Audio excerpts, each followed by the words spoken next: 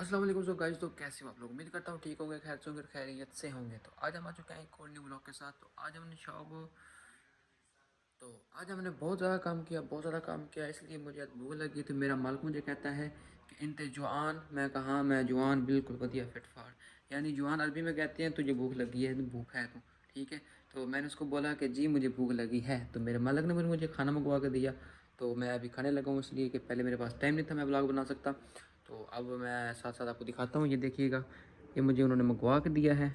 Chicken, चिट्टे चौल, पीले चौल, अचार, सालन, अचार जी, देख रहे हैं। साथ साथ एक पेप्सी भी थी, वो किधर है? ये है वो पेप्सी। तो आज मेरे मालिक मुझ पर बहुत खुश थे, क्योंकि मैंने आज फिर से 3 गाड़ियाँ न्यू धोई हैं। उसके बाद शिरके में बहुत ज़्यादा काम था, वो भी किया है। तो मिलते हैं फिर नेक्स्ट व्लॉग में। ये व्लॉग छोटा सा था, तो हमें याद रखिएगा। अल्लाह हाफिज़।